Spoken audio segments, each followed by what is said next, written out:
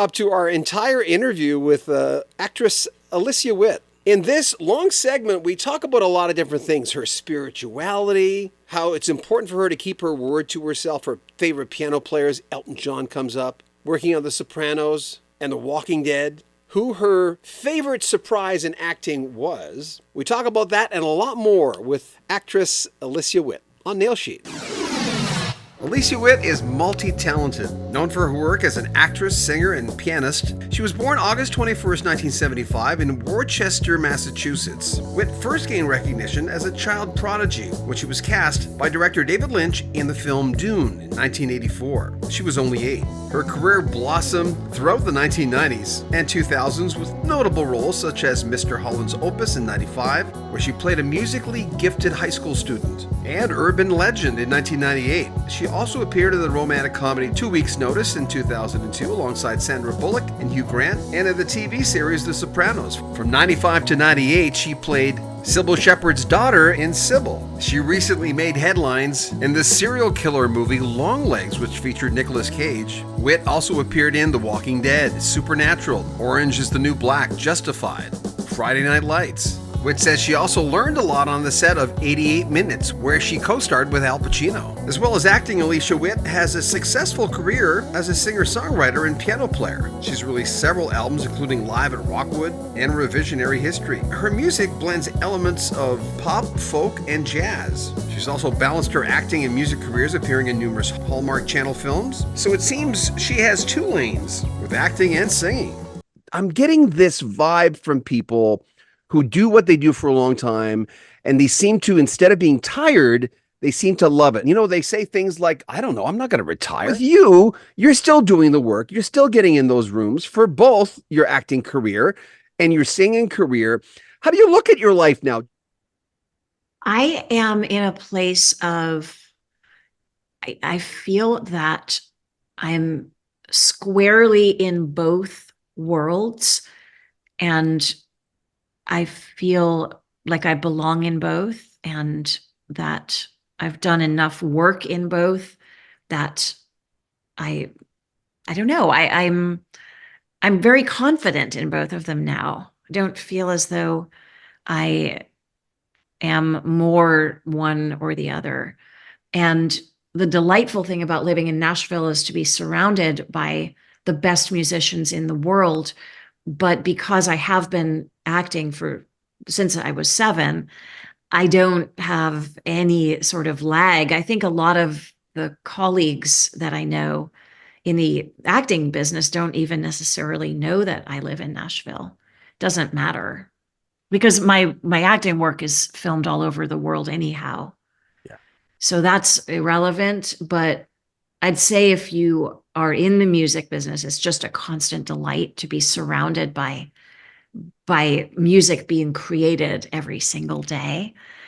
But I am so bubbling right now. There's so much going on, and these live shows are a thrilling break for me in between all of the rest of what's percolating.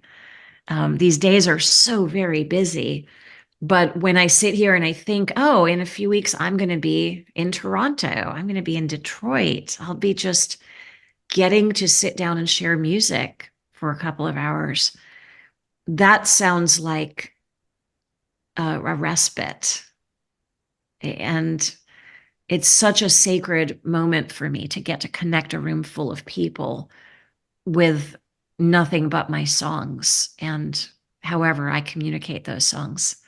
I feel like I have the ability, if I do it right, to make everyone in that room feel like they have something in common, even though they may not think they like each other that much out in the real world. They may be at total odds with each other. Yeah. But it's a beautiful privilege to get to play shows for that reason. Witness, gratitude to that. Toto did the soundtrack for Dune, yeah. So I have a Toto connection. Oh my God, I yes! Met any of the members of the band? Of course, you were the. I don't know how they made your eyes that. Was it blue? They were very bluish. Yes, all of the actors who were Fremen, who were living on the planet Arrakis, had that blue tint to their eyes. The blue on blue is what they called it. Do So you the remember white, most of your roles? Do you remember most of your do you remember the names of the characters? Does that just stay with you? no, that one does because I'm reminded of it constantly, though. Like when I do fan conventions, there's always some photos that come up of Alia and quotes from the movie. Yeah.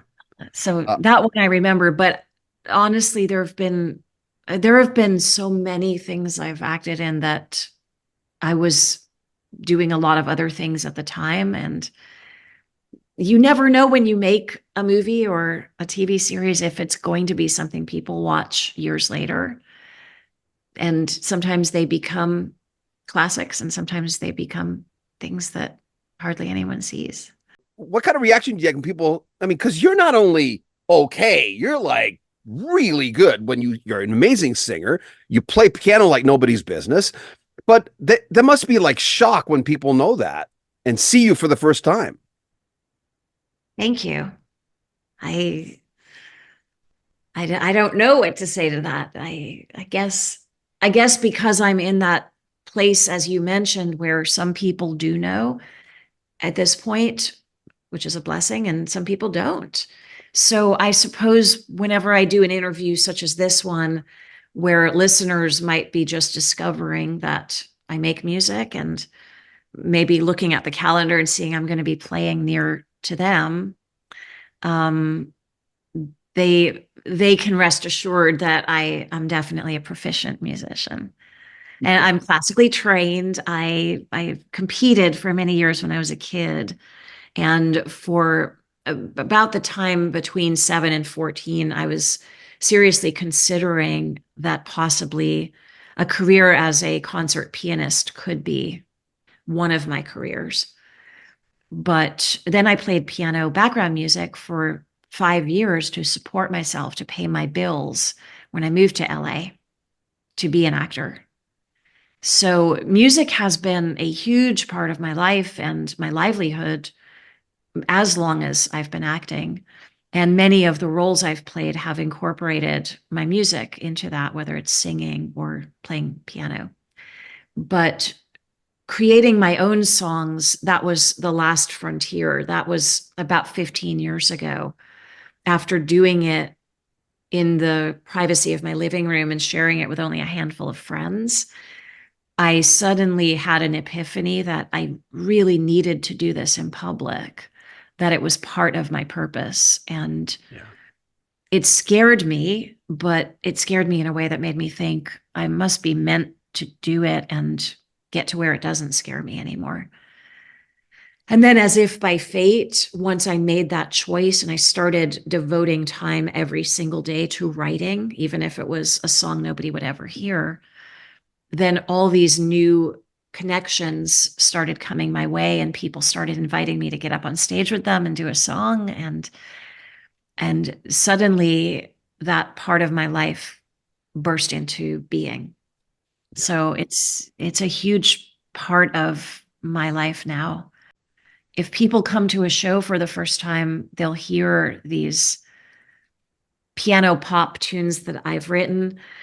They'll also hear a few covers, like there's Billy Joel and Paul Simon covers that I do a little bit, but mostly it'll be my original songs, and they run the gamut from telling stories about my own life and my love and the people I've known and the experiences I've had to.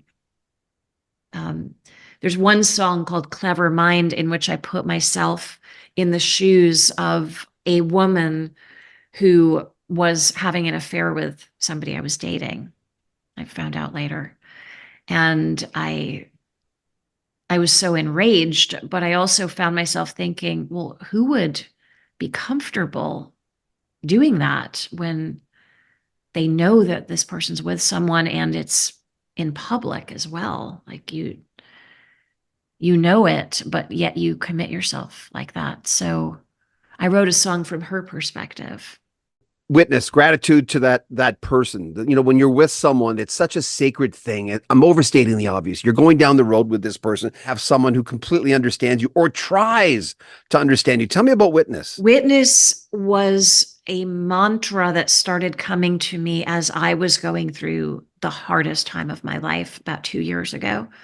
And I knew that only the handful of most intimate and trusted friends would ever truly know what that time had been like.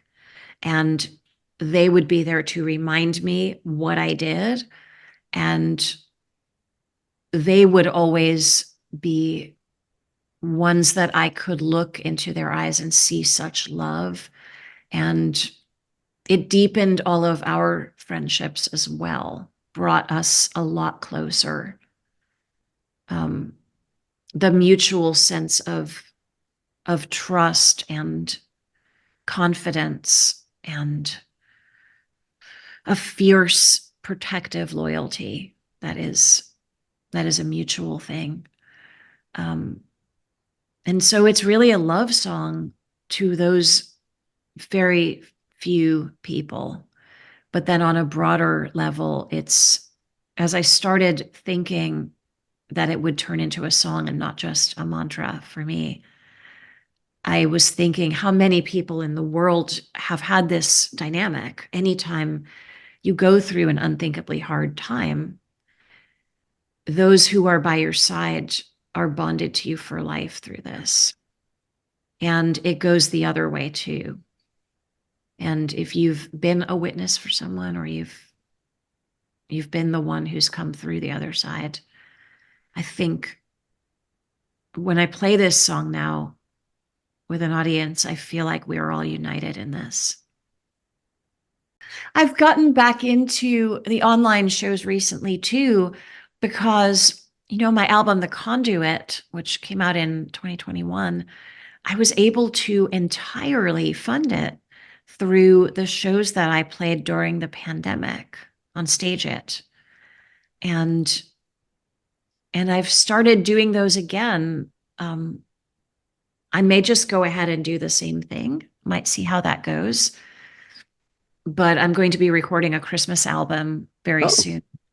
And that will, I anticipate it'll be coming out this year. There are Hallmark shows coming. I haven't made one in 4 years, but I don't know. I would be open to doing one. I have a Nicolas Cage movie coming out in movie theaters on July 12th through Neon Films. It's called Long Legs. Looks scary. Yeah, it's gonna be. You go to a doctor's office and you're sitting down, and the lady next to you says, "Well, what do you do? Do you open that your story's big. It's long. It's got many, speaking of rooms, a lot of rooms. Yes. Do you go there, or what do you say?" That's a common actor question. It's very funny when that happens. And that happens a lot. That's I would say many times a week, somebody will say, "What have I seen you in?" And I'd just say, "Hey, my name's Alicia Witt. I've been acting since I was 7, so I don't know, but yes, I'm an actor. I've done a lot of stuff." But just because I'm always wrong if I try to guess, I can do a quick profile on them in my mind and like make a broad generality. This person might have seen X, Y, and Z, but I'm always wrong. That's a great question, though. Or an airplane is an even better example, because then you're sitting next to that person. Doctor's office, at least, if it comes up and they're like, "Oh my gosh, I know who you are." And then if it goes in a direction that's a little, like, I don't mind talking about it. I just want to have a real conversation, though. I want to then turn around. "So tell me about you. What do you do?" I want to hear about your life. I don't want it to be like all coming at me. But yeah, I try to keep it honest, but also not specific. Like sometimes I'll say I'm an entertainer, or depending on where we are, if they've already said something that I think is relevant to this, I might mention the book I wrote and just let them think I'm an author, and that's the extent of it. Sometimes I say I'm a songwriter, without mentioning that I'm also an artist. Run into stereotypes? Which kind of stereotypes? Redhead. I knew when I was younger, I did perceive that people thought I was either prim and proper, but that's probably because I acted prim and proper. Or then sometimes I seemed more like I was a loose cannon. And I don't know, I think that was probably my actual personality. So in my case, that's probably an accurate stereotype. One thing about being a redhead that I've found is because I did choose to go into a business where people recognize me sometimes, I never notice when someone is recognizing me. When I'm out with my friends, people that I'm out with will always say, do you see that group of people staring at you? And I never do. And I never think about it. It's not weird to me though, because people have always stared at me. Yeah. I remember going to Seoul, South Korea randomly when I was 15, I think. And I was certainly not recognized for anything at that point, but people were taking my photo because I just looked so exotic. And my whole life, even younger than that, as a kid, people have always approached and remarked on the red hair and looked at me. So I don't know. That's one thing, I guess. Talk to you, the choices we made that brings two people together. Because I mean, there's so many reasons why people shouldn't have met because you take one wrong turn and you're not going to be there. Tell me about that song. Talk to You. I love that one because it reminds me so vividly of the night in question. I was working in Vancouver at the time, and I went back home, and the next morning I wrote almost all of that song because it was so fresh in me.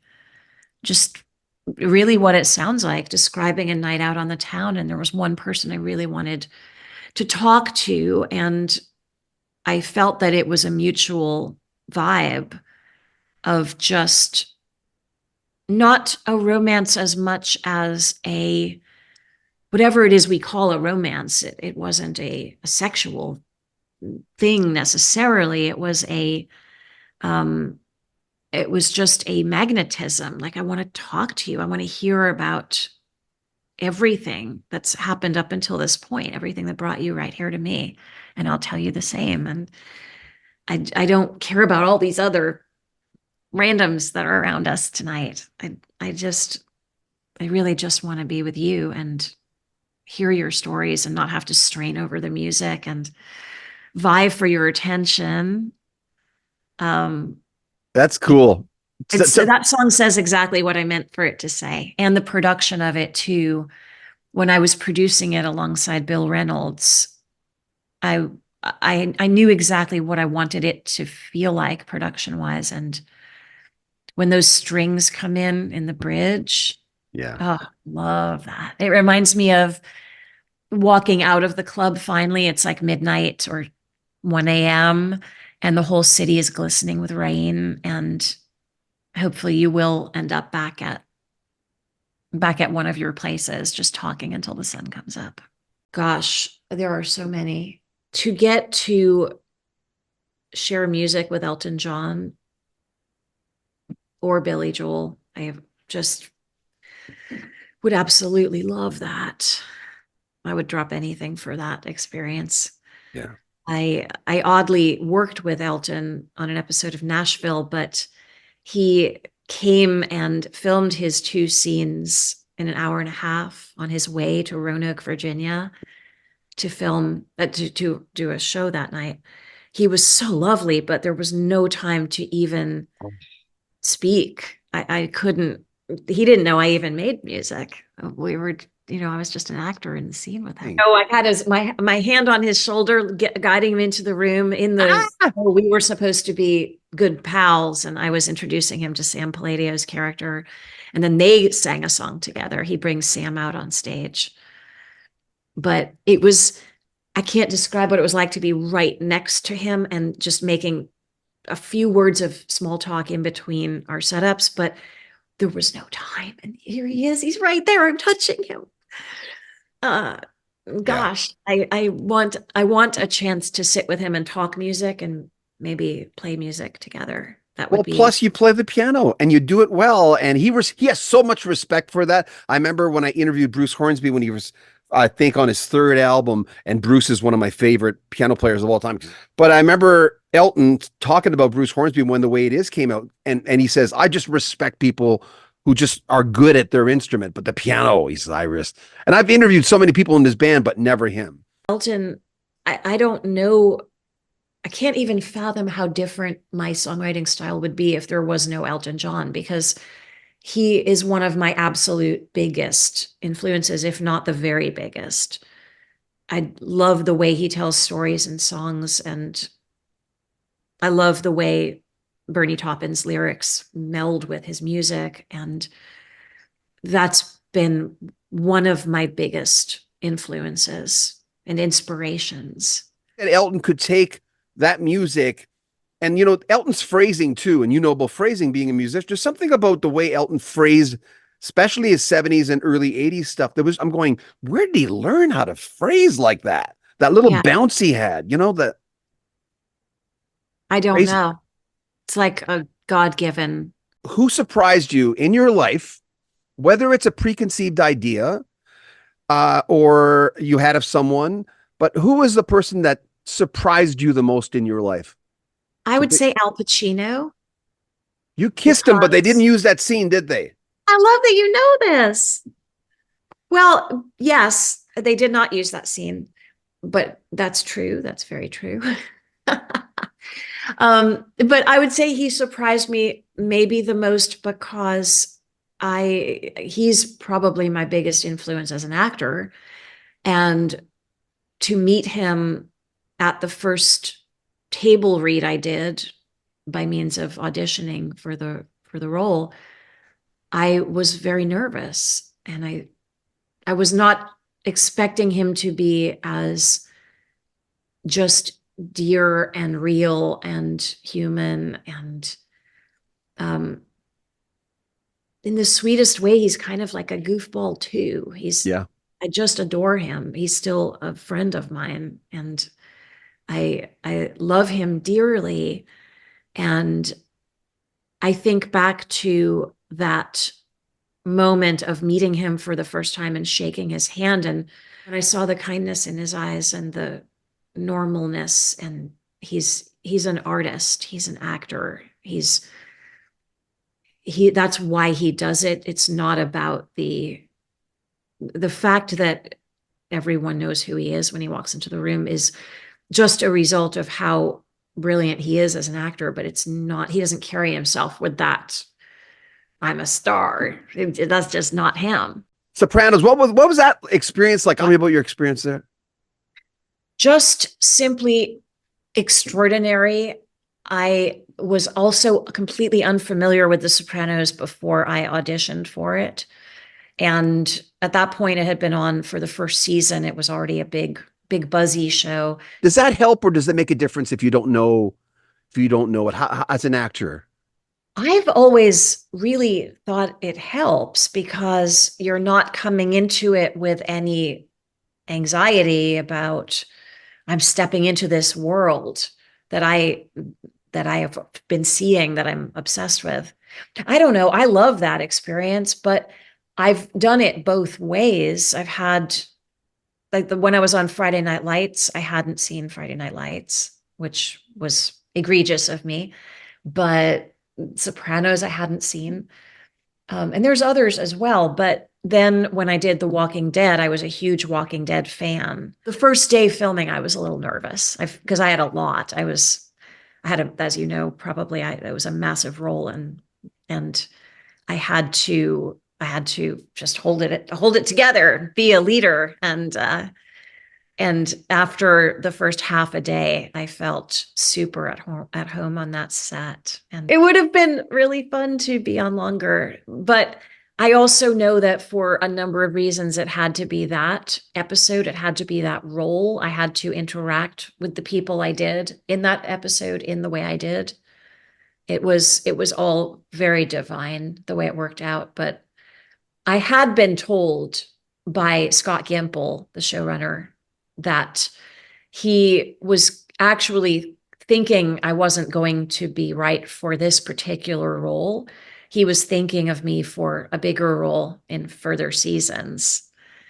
And it just was so obvious when I read the huge scene that they had given me. It was that big monologue. He said you had to be that role. So that was it. But it actually wasn't his intention originally. I was being considered for something down the road. The first time I interviewed Ian Anderson of Jethro Tull, someone 5 minutes before I was going to talk to him said, "Oh, by the way, Andrew Lincoln's the son-in-law." I went, "No, what? Andrew Lincoln's Jethro?" Yeah, Oh, that's random and wild. really random. And I almost didn't know what to do with it. I've talked to him like 10 times since, but he's just very serious, very British, very serious. And Ian Anderson. And he openly talks about it. Small changes. Tell me about the impetus to put that book together. All these years I've been traveling around for my work, various work, I find myself organically having conversations with people about what I'm eating and what I'm doing and how I keep my energy up and how I seem, I guess, grounded and present, even though my life is it's not only busy as many people's lives are, but it's also, my brain is going in a million directions at once. There's so many balls up in the air. Like if I were to tell you everything I've done so far this morning, I can barely remember it all. Really? Yeah. So but there's a few basic practices. Before I did all the things I've done so far this morning, I did my 20-minute yoga flow with meditation, and that helps so much. And that's a very small thing. You can find 20 minutes in your day, for example, to do that. And that's going to give you that peace and that groundedness to be off to the races, but not feel like you're out of your body during all of it, because then you're not effective to anybody or yourself. Same goes with what I eat, what I don't eat, the choices I make in terms of my grocery shopping. Mm-hmm. My fridge is filled with healthy things that I also crave. So I'm not reaching for a bag of potato chips when I have 15 minutes to eat. It's all good stuff that nourishes me and keeps my energy level up.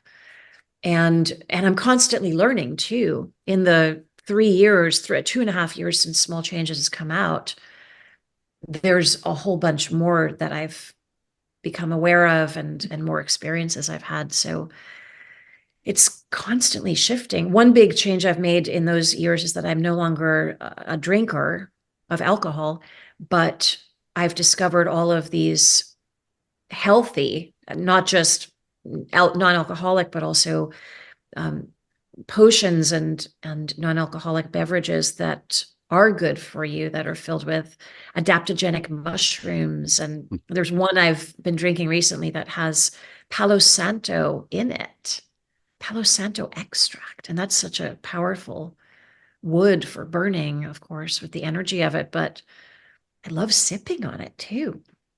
Anyway, I could talk about this forever, but I've always loved in a non-preachy way, because I'm not the one that starts the conversation. If somebody asks me, though, right, someone's at my house or out on set with me and they notice what I'm eating for lunch versus what they're eating for lunch, it's not because I'm special. It's just because I've got these policies that I stick to. So when my life is unpredictable, I know, for example, I need to have an avocado. Let's have an avocado on set. That's so easy. It's keeping your word to yourself when you want to do, because you have to have self-discipline to do what you do anyway. Part of being successful in any field or multiple fields is keeping your word to yourself. If you can't keep your word to yourself, you can't keep it to others. You can't be a trustworthy business partner. A mix of also being easy on yourself. Once in a while, I'm so tired that I fall asleep on the couch and I don't wash my face or brush my teeth. And that's not obviously something I do most days, but I used to wake up the next morning feeling like a schlub for having done that. And now I just think, oh, that was a good night's sleep. That's not what I normally do, but I guess I really needed it. And then I'll often wake up raring to go, like 4:30 a.m., like all set. I think it's just the more you can keep your promises to yourself, the more then you set a pattern that becomes a habit and you keep on doing it. What's your spirituality? I definitely call it God. I'm very spiritual and I admire the teachings of Jesus. And I'm currently reading the New Testament, which includes a lot of the writings from the actual time of Jesus, which to me, that's where the heart of it all is. I don't consider myself belonging to a specific religion. I'm also very into the all the other spiritual practices. I mean, crystals are a form of religion, and I love to read different Chinese and Indian philosophy books and explore all of the ancient wisdom traditions, all of those who have been so wise. I find they're all saying the same thing. That's it. I don't think, and I believe that if Jesus were alive today, he would want everybody to incorporate all of it. I think the whole message is I'm a conduit.